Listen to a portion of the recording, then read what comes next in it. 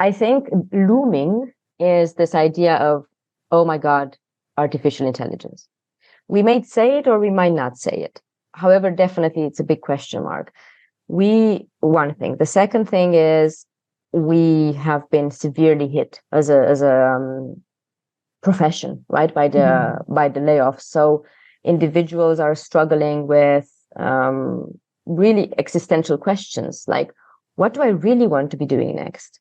So motivational aspects, right? On a private level, is this career path right for me?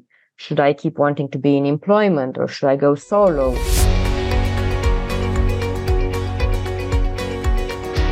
Welcome to the All in Recruitment podcast by Manatal, where we explore best practices, learnings, and trends with leaders in the recruitment space. If you like our content, please subscribe to our channels on YouTube and Spotify to stay tuned for our weekly episodes. I'm your host, Lydia, and with us today is Andreea Lumulescu of Wayfair. Welcome, Andreea, and thank you for joining us today. Hey, Lydia, thanks for having me. It's great to get to know you and be here. Absolutely. So, Andreea, tell us about your current role at Wayfair and what's been keeping you in the talent space all this while. Overall, I think what's keeping me here is a true passion for my job, which is I'm very fortunate to have one. My role is a principal talent acquisition partner, which means that I serve as a strategic right hand to talent acquisition leaders or executives.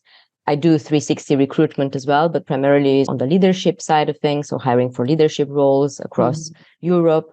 And then I've led a lot of projects and initiatives for talent acquisition topics, like strategic topics across Wayfair, primarily again in Europe, and also for our tech development center in India.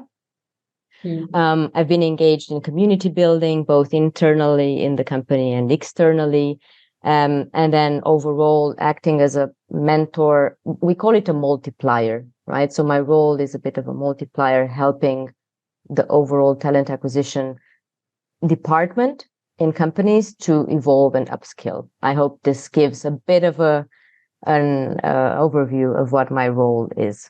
So in that case, I presume you might be working with different stakeholders in this role, right? Who might they be? Yes, very many different stakeholders, which makes the role really interesting. But primarily, I work up to C-suite level, SVP level, and senior director level. They are my stakeholders. And hiring usually happens for leadership roles, senior managers.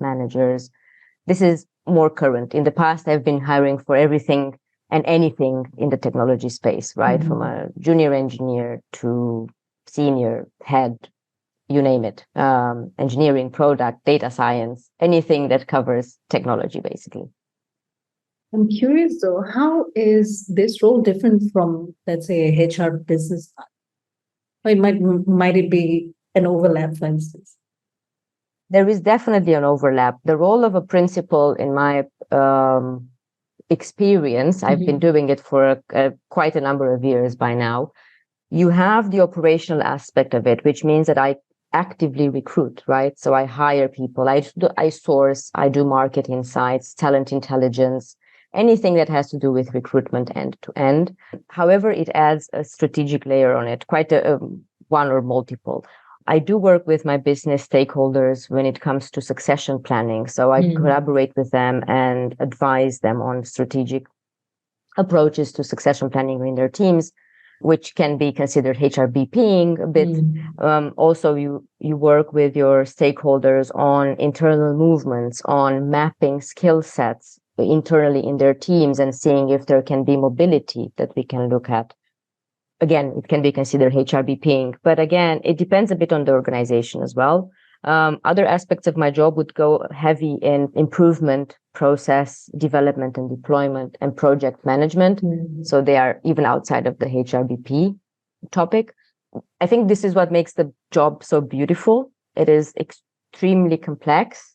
It's not a HR business partner role for sure. I don't get involved, for example, in discussions about performance or discussions about succession planning when it comes to literally, do we have somebody exiting the company or any improvement plans? Those things are not on my desk at all. And in terms of tech companies. I understand that in your current role, you're looking at a specific level and above, right? Mostly the senior level. So what might be perhaps some key challenges that you've seen or you've observed when it comes to recruiting these talents for the tech industry today?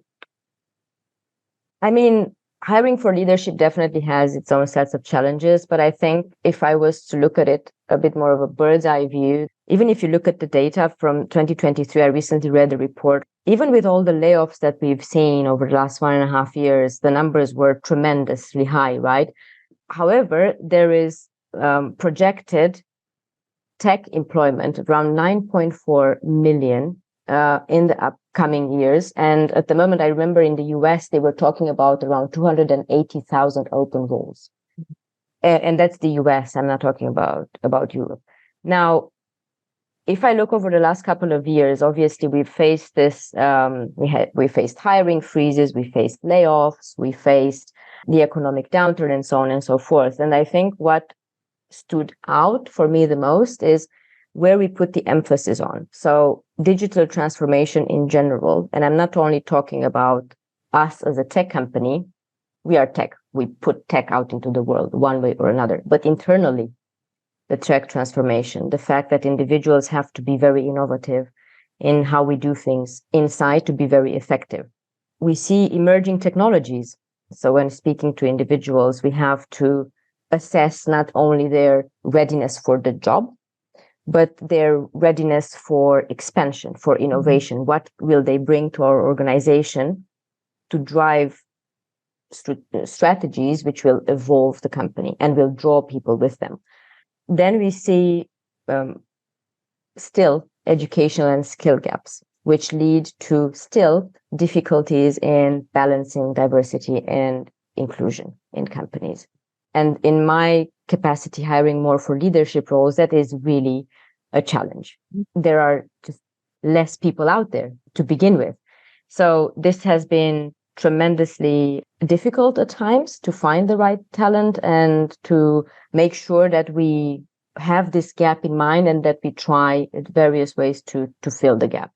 So you might imagine we have a growing talent pool because of the layoffs, but it's not quite like that. People are now questioning multiple times before moving. Mm-hmm. And the individuals who have been through layoffs are questioning what do they want to do with their career. So this adds another layer of unknown and another layer of delay when it comes to actually engaging with the talent that you want to engage with.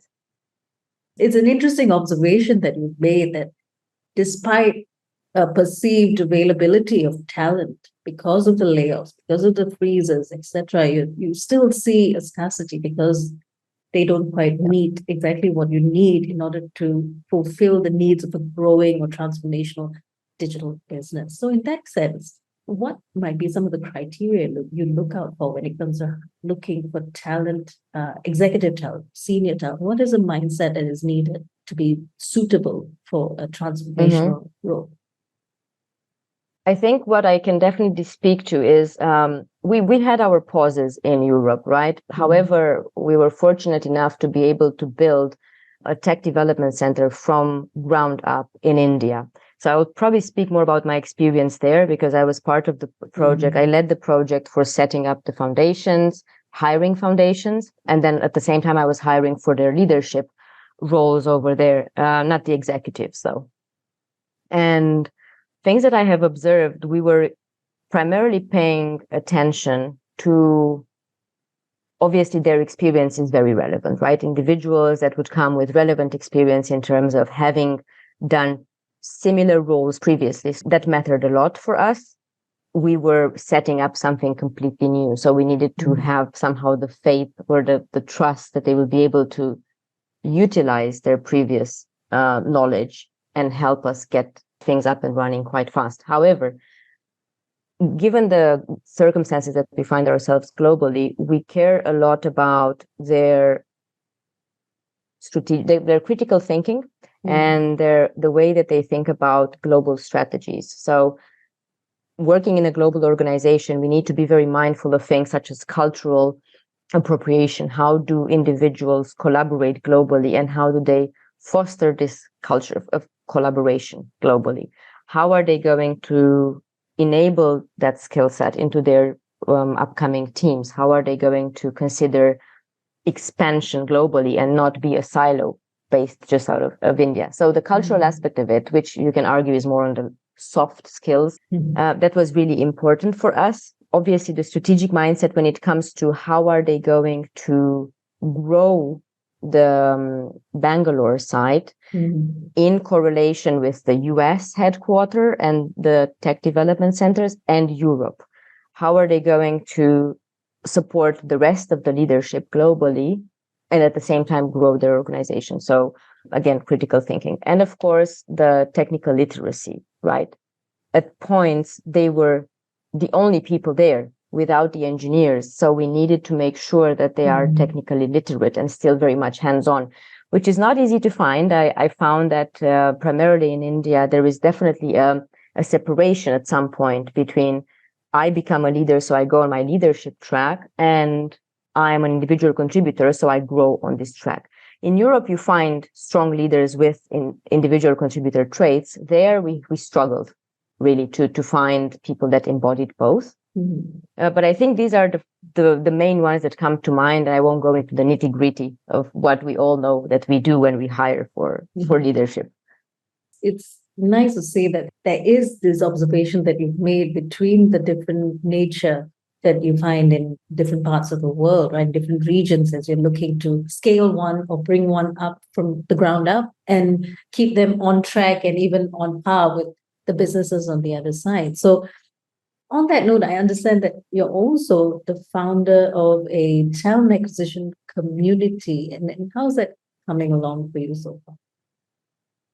Yes, that brings me back to Berlin. The community part is, I mean, we've all been through the pandemic. We all dreaded it, right? Literally, the idea of the community came as a flash at some point to me. Berlin is very good when it comes to talent acquisition professionals. We have a wealth of professionals, a lot of companies, startups, scale-ups, corporations, you name it. And we used to be extremely active in the scene. That was maybe 2017, 2018. I was still at Zalando at the time, and Zalando was leading from the front, I have to say, in the community space. And then it died down. So I think after the pandemic went away, we were allowed to be outside and meet people. I think I just felt this really need to connect again and to do something for the talent acquisition profession in Berlin. And that's how this kind of came up. I would say that the community is going well. I'm really pleased. We are not the only community in Berlin. How big is it? Now we are only present on LinkedIn for now, and we meet primarily in real life events. So we meet at events that we organize as a community. And this is post-pandemic, right? Yes, we started in May this year, basically. So in 2023. And by now we are around 900 members. I set a minimum of 1,000 members by the end of the year. So I hope we can get there. You've got the final quarter to go. Yes, exactly. And we have some events coming up, which is great. The community is doing really well. I'm really happy to see that we are not the only ones. I'm trying to get us to collaborate more as communities, because that's what communities should be doing. I think people seem to really be enjoying in-person events, and at least the topics we approached so far have been really quite successful. We had a really big event. I called it accidentally conference. We had 450 people signing up. And the topic was the importance of communities. So individuals in talent acquisition and outside of talent acquisition joined to understand and to hear the panelists talk about that. So that was very humbling. It was a great experience.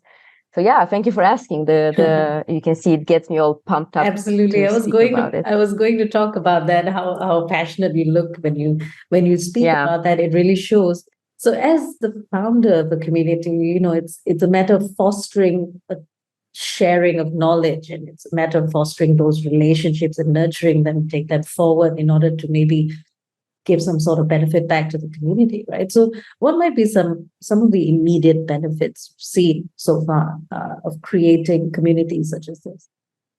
One immediate benefit. So I told you we are present at the moment just on LinkedIn. We haven't had literally the physical capacity to come up with a Slack, or we don't have moderators. It's just us doing this on top of the jobs that we have or on top of life. And what happened is we observe posts, right? The job posts that are published on LinkedIn by our networks or whatsoever. And I remember I took one job post that I've noticed in Berlin for a talent acquisition professional, and I just reposted it on the community page. And at the last event we hosted, somebody approached me, the person who posted the job in the first place, and told me that they found the person who took the job, and the person found that job on our community page, and that's how they applied. So I thought, that's it, right? If we can impact the life of one human being, that's more than enough. And so this individual found the job through the post we reshared on our community, and that's the most I would say real life example I can tangible result that you've gotten exactly out of tangible result. Other things which are again immediate impact are the opportunities for learning and connecting. As you know, sadly, our industry has been severely impacted by layoffs. I have loads of friends and acquaintances who are out of a job. So we use these networking events as ways to connect to each other, also on a personal level, to share experiences about how we go through this period. And sometimes we use these networking experiences to find jobs. So it definitely brings a benefit there as well. And sharing knowledge is the probably the third and I would say overall the biggest one, right? Keeping up to date in an environment like the one we live in today is not as easy. There is a plethora of information out there, but it's maybe a bit too much. So we try to narrow it down. We try to come a bit closer to the soul of everything and then share it back to the community without overwhelming them with everything that's out there. Yeah, it's a good platform to allow individuals to further develop. And this community is based in Berlin with practitioners who are based in Berlin as well. So are there any members from outside of that space? Yes, there are. Yes. When originally the TA Crunch was started, that was the point. I said, I want to make this the TA community for Berlin. And then as we started seeing interest and we had events, we had people joining us from outside of Berlin, primarily Germany, but still outside of Berlin. And a really nice story is at the last event, the big event, we had people traveling from Poland purely to attend our event. They traveled on the day and they traveled back at night to Poland just to attend this event we had, which is fantastic. And definitely we are considering expanding beyond Berlin. I think we need to be very mindful of what do we want to provide our community with, and we don't want to stretch ourselves too thin in order to lessen the impact and the value that we bring. It would be fantastic if in the next year we can expand, go to Hamburg, go to Stuttgart, go to Frankfurt, Munich, you name it. But I would like for us to stay real to what we can really deliver. And for now, yes, it's just Berlin. So I've also, I had a thought in my head earlier about community and coming back to knowledge sharing. There must be some kind of common concern, and especially seeing people coming all the way from Poland just to attend a one-day conference and go back. Right? So perhaps what might be some of these top of mind concerns amongst HR and talent acquisition professionals in this community that perhaps you've observed so far? Yeah, that's actually a thought-provoking question. So thank you for asking it. I think looming is this idea of, oh my God, artificial intelligence. We might say it or we might not say it. However, definitely it's a big question mark. One thing. The second thing is we have been severely hit as a profession, right, by the layoffs. So individuals are struggling with really existential questions like, what do I really want to be doing next? So motivational aspects, right? On a private level, is this career path right for me? Should I keep wanting to be in employment, or should I go solo? There are really existential questions. And then we also have topics such as, how can we establish the role of talent acquisition in organizations to showcase the value that we bring, and to showcase to the executives that our profession and that the domain is not only highly relevant, but is of strategic importance for companies. So how do we really prove to the executives how important, let's say, profession is, right? And how important having an excellent talent acquisition department is for a company. These are probably the three big things, 3 or 4 big things that we observe. I think the more personal aspect of it is the one that gets soothed the most through community, because you realize you're not alone. And on the professional side, this thing that I just shared, how do we showcase the value that talent acquisition brings in organizations? I think this is probably the one that people get the most value out of from a business standpoint, right? And we can go back to our companies and say, I've learned something, let me put this in practice, and showcase the relevance and the importance of the job that I'm having here, and how this impacts the bottom line of your organizational profits and what's or not. It's interesting that you brought up automation, AI, and all the technologies that we're seeing now, that it's not just disrupting, but also elevating in some points of view. If you look at the profession itself, it really depends on the perspective and to which part you're gearing that perspective towards, right? So bringing it back to automation and AI, we're clearly seeing it, how it transforms various industries, et cetera, including talent acquisition and recruitment. So would you have an opinion on how automation and AI are changing the game in talent acquisition? I mean, you must have all these insights into how professionals are accepting and dealing with that, right? I hope that I have sufficient insight. I am a personal massive fan of all things artificial intelligence. I feel a bit overwhelmed by the abundance of tools and APIs and extensions and what's or not, but I am absolutely in love with the topic. However, I would raise a bit of caution there, because we are in prime time for us to get on board with the topic and start becoming friends with AI. I believe that the more we let it slide, the more difficulty we will be trying to get up to speed, because it advances so fast. There are plenty of tools that we see around that can enhance our job as recruiters. The one that came to my mind is a product which helps us with interviewing, taking notes, and then making sure that it streamlines the information for us. So it's very helpful. So that is in assessing skills and capabilities. Then sourcing, building outreach messages, asking tools to scour the internet and find the relevant content that we can share to our candidates. So important, and makes it so easy and so fast. That also helps us in building community for our candidates, right? Which is essential, I believe, for any recruiter to be mindful of. Building your pool of candidates and then nurturing them.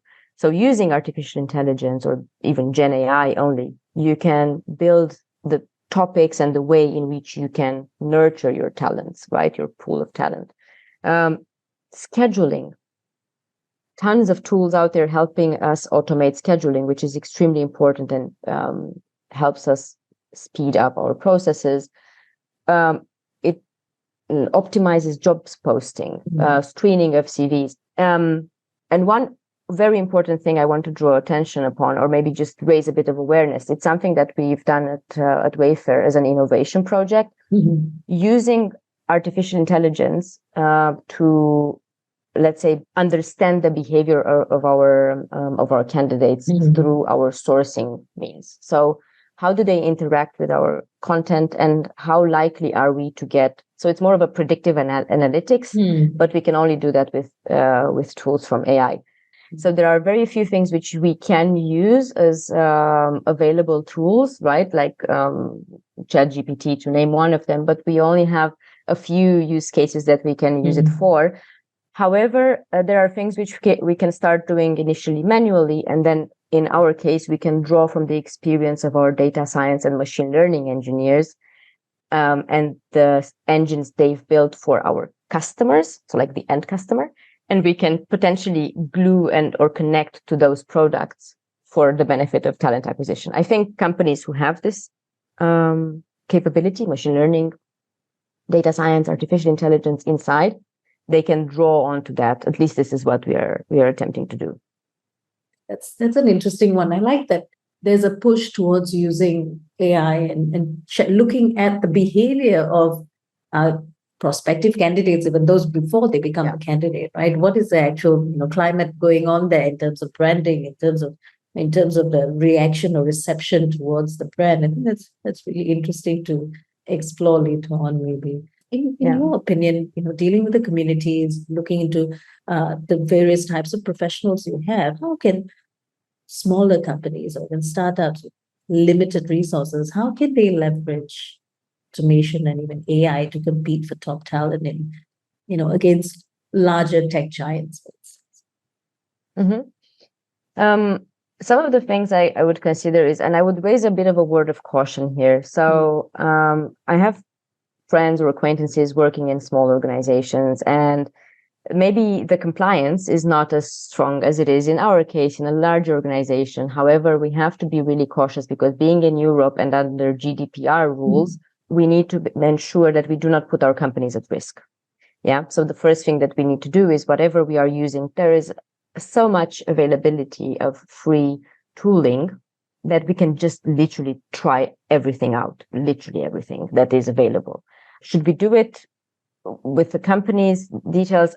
Question mark, right? Just be mindful, bring this out. So I needed to call this out because I think it's something that we should be aware of. Going back to your original question, there are the benefit of having so much out there is that also the same companies that the startups that are putting products out into the world, they also provide free trials. So the advantage of a smaller organization is oftentimes that they do not have this compliance and this massive chain of legality that they have to go through. So they can test a lot of these tools, and the testing will help them realize, oh, this is very effective for me. This is not at all. This is efficient. I would like that. So when you observe that after you've done some testing, there are things which you can take inside and do them on your own. The simplest thing that comes to my mind is utilizing generative AI platforms such as Perplexity or Anthropic or ChatGPT. You use them to build your content. When you're a smaller organization, and therefore maybe you as a recruiter have less gravitas, you can use generative AI tools to build content. And that content will help you in turn build your brand, personal brand, and also the employer brand. So use that. Then again, use tooling for scheduling and automating workflows. So for example, there is Zapier, which allow you to automate. For example, I have these LinkedIn posts which come to my feed every day, and I feed some of them into a tool. Then the tool goes to ChatGPT, comes up with a summary, 10 points. Then through Zapier, I go and I do an email automation to 10 people that I have put in my target, so to speak. And it also helps me build another post for LinkedIn. So learning how to use these automation chains is really important, and it's free for companies as well. And it's easier probably for them to do than it would be for a larger organization. And then embracing automation for administrative tasks. Automation can even be setting yourself reminders. If you have an ATS, make sure that you set yourself reminders. Make sure that you use all the benefits of that ATS. Most of the ATSs these days have some sort of artificial intelligence embedded. So ensure that you use all of those. And if not, even simple things such as reminders from Google Calendar or Outlook. That's also an automation of some sorts if you cannot afford official tooling, so to speak. And then maybe for the owners or the founders of the companies, if you're just starting, really consider allocating budget for the implementation of artificial intelligence tooling in your talent acquisition practices, but not only. Yeah, absolutely. And that takes us back to the changing landscape of recruitment today, right? Basically, talent acquisition or recruitment or HR, as we know it as a whole, has completely changed with what AI can bring to the table. And in fact, in some ways, have just evolved the industry altogether, right? So, on that note, what advice would you give someone who is starting out in talent acquisition or recruitment or being a talent partner, for instance? I think I would start by advising them to aim to become a talent partner or a talent advisor. We usually start in a recruiter role, right? Or a junior recruiter or even a sourcer. If we aim to become a partner, it means that we then develop kind of automatically the skills that make us a partner or an advisor. That means I would advise them to embrace continuous learning, to ensure that they stay as much as possible up to date. I know there is the information available out there can be overwhelming. It's so much and it's repetitive. So make sure you go online, select a few reputable sources, newsletters, podcasts, blogs, and subscribe to them, have them come to you and curate them every week. Once a week, block yourself time, curate the content. Make sure you are keeping up to date. Communication skills, and this in relation to stakeholder management primarily. You need to be able to build confidence, not arrogance, confidence through your communication skills with your stakeholders. And you need to be able to adapt your communication style. You speak with your colleagues who may be more junior than you or more senior than you. That's one way of communicating. You speak with your leaders in talent acquisition or HR. Then you speak to the business. In business, very many different types of stakeholders. Again, understand the various types of communication styles and be adaptable. Really important. It goes a long way. Leveraging artificial intelligence, we just talked about it, right? But please don't fall off the wagon on this one. We are in prime time. I think it's an absolutely fantastic opportunity for us to just get onto it as soon as possible. And another thing I would say, I mean, I have multiple things I would say, but one thing that I learned, and I think it helped me tremendously grow in my role, nurture your candidate pools, build community, build a strong relationship with your candidate pools, connect with them in various forums, being X, former Twitter, being LinkedIn, being whatever platform you decide to embark on or to use. Go to their networking events, make yourself known, and then nurture the relationships. Publish things which are relevant for them. You don't have to ask them for anything. Just give them stuff for free, which is relevant and value adding for them. And nurturing these talent pools or nurturing your community of candidates is extremely helpful because you will always be able to draw on this network. You may need at some point to hire someone and you don't know anyone. You can ask them for help. This for me was extremely helpful. It helped me build my brand. It helped me build gravitas in the industry. Not to mention that it's really nice to see people that connect and then you reconnect with them years later. Strongly encourage individuals to nurture these relationships and build this strong networking and relationship building skill. Those are excellent pieces of advice. I can see how they can all come together and really bring benefit to someone who is starting out in terms of charting out or plotting out their growth in a specific role. So thank you very much for your time, and your insights have been really generous, Andreea. So thank you so much for joining us today. And for those listening in, I'm sure some of them would want to pick a conversation forward with you. So drop us your contact details so the audience can connect with you. 100%. Thank you for having me. I'm very happy that we managed to talk about topics I'm really passionate about. Probably the easiest is to indeed look me up on LinkedIn. I do have an email address and I have my own website, which is Andreea with double E. And it's not a spelling mistake, it's my real name. Andreea at theprincipalrecruiter.com. If anyone wants to get in contact with me there, otherwise LinkedIn is probably the easiest.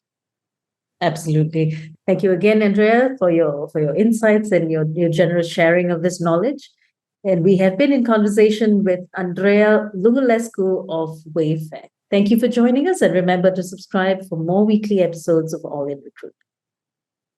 Thanks, Olivia. It was great getting to know you, and I can't wait to see more of these.